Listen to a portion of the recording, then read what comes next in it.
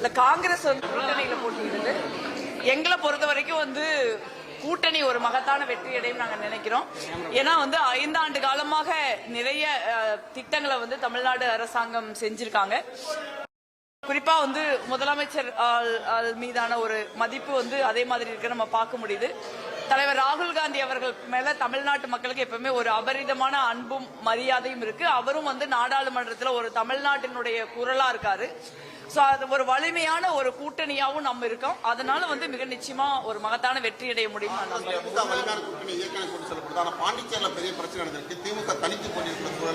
இல்ல பாண்டிச்சேரி ஒரு தனி யூனியன் பிரதேசம். தமிழ்நாடு காங்கிரஸ் கமிட்டியில இருந்து நாங்க அதை நடத்த முடியாது. அவங்கதான் அங்க என்ன பண்ண முடியும். சிபிஐ சம்மன் கொடுத்திருக்காங்க. உண்மையிலே சிபிஐ சம்மன் அது நேரடியாக நடக்குது நினைக்கிறீங்களா இல்ல மறைமுகமா அரசியலுக்காண்டி அவர் முடக்கம் நினைக்கிறீங்க? இல்ல கரூர் விவகாரத்தை பொறுத்த வரைக்கும் அந்த மொத்த என்கொயரியுமே விசாரணையுமே சிபிஐ ஒரு அரசியல் உள்நோக்கத்தோட பாக்குறாங்கன்னு நினைக்கிறேன் நானு. ஏன்னா திடீர்னு விசாரணை நடத்துறாங்க, அப்படியே விசாரணை நிறுத்திடுறாங்க. அப்புறம் தேர்தல் நெருங்குறப்ப ஒரு விசாரணை நடத்துறாங்க. 41 பேர் இறந்து போயிருக்காங்க. ஒரு சின்ன பசங்க பிள்ளைங்க எல்லாரும் அந்த துயரம் இன்னைக்கு எங்க நெஞ்சில இருக்கு. ஆனா பாஜக ஒரு 41 பேரோட மரணத்துல அரசியல் தான் பண்ணலாம்னு நினைக்கிறாங்களே ஒழிய அந்த மரணத்திற்கு ஒரு நியாயம் கிடைக்க செய்யலாம்னு அவங்க நினைக்கலன்னு தான் நான் நினைக்கிறேன். அந்த என்கொயரி மேல எனக்கு நம்பிக்கை இல்லாத மாதிரி சூழல் தான் இருக்கு. நாங்க சிபிஐ என்கொயரி அமைச்சப்பே நாங்க அப்படிதான் நான் சொன்னேன். இப்பவும் நம்ம சொன்னது சரிங்கிற மாதிரி தான் நடந்துக்கிறாங்க. தமிழ்நாட்டில் பெண்களுக்கு பாதுகாப்பு என்ன அதிமுக போராட்டத்தில் பேசிய சிவி சண்முகம் முன்னாள் அமைச்சர் பெண்கள் குறித்து அவங்க பேசி இல்ல தமிழ்நாட்டுல பெண்களுக்கு பாதுகாப்பு இல்லைன்னு முதல்ல கரூர்ல தான் போராட்டம் பண்ணாங்க. கரூர்ல பாஜகவுடைய மாநில தலைவர் என்னையே ரொம்ப ஆபாசமா பெண்களுக்கு பாதுகாப்பான இல்லைன்னு சொல்ற கூட்டத்துல பேசுறாரு.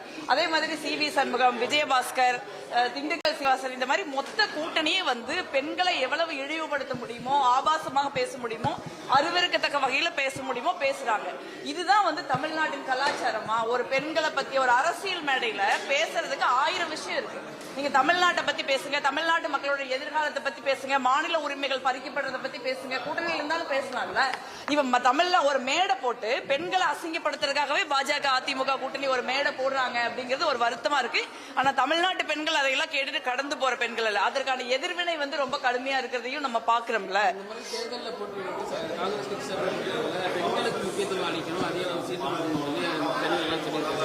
என்னை பொறுத்த வரைக்கும் கட்சியில எத்தனை சீட் இருந்தாலும் அதுல பெண்களுக்கு 33% சீட்டு கொடுத்தரணும் அப்படிங்கிறது தான் என்னுடைய நிலைப்பாடு.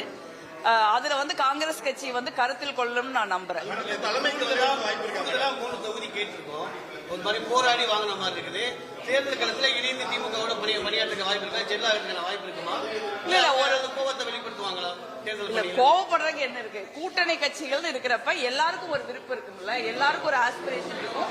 அதை நாங்க கேட்கதான் செய்வோம். அதுக்கான உரிமை எங்களுக்கு இருக்குல்ல. அது ஒரு கூட்டணியில இப்ப காங்கிரஸ் கட்சி மட்டும் இல்ல, மத்த கூட்டணிகள் என்டிஏ கூட்டணிகளை மட்டும் என்ன இப்ப யாரும் சீட்டே கேட்கலையா? நீங்க எல்லாம் அதிமுகவே நின்றுச்சுன்னு சொல்றாங்க. அதாவது கூட்டணியில எப்படி இருக்குன்னு பார்க்கணும். நீங்க பாஜக அதிமுகவோட கழுத்துல கால வச்சு சீட்டு வாங்குது.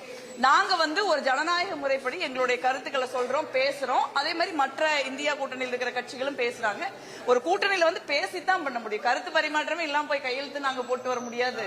இல்ல அதே மாதிரி ஒரு கருத்து பரிமாற்றம் இல்லாம ஒரு கூட்டணி இருக்க முடியாதுல்ல. அது களத்துக்கு போன உடனே அது மக்கள் அதை தேர்தலை வெல்றதுதான் எல்லாரும் பார்க்க முடியும். அது உங்களுடைய கருத்து. நீங்க காங்கிரஸ் கட்சிக்குன்னு ஒரு தனித்த மதிப்பும் மரியாதையும் தமிழ்நாட்டில் இருக்கு. நாங்க ஆட்சியில் இருந்த காலகட்டத்தில் தமிழ்நாட்டின் வளர்ச்சிக்கு ஒரு பெரிய பங்களிப்பை நாங்க செய்திருக்கோம். நான் முன்பே சொன்ன மாதிரி ராகுல் காந்தி அவர்களுடைய இமேஜ்ங்கிறது ஒரு மிக முக்கியமான ஒரு விஷயமா தமிழ்நாட்டில் இருக்கு. சோ அதையெல்லாம் கருத்தில் கொண்டுதான் நம்ம சீட்டு கேட்க முடியும். அதையெல்லாம் கருத்தில் கொண்டுதான் சீட்டும் கொடுப்பாங்க.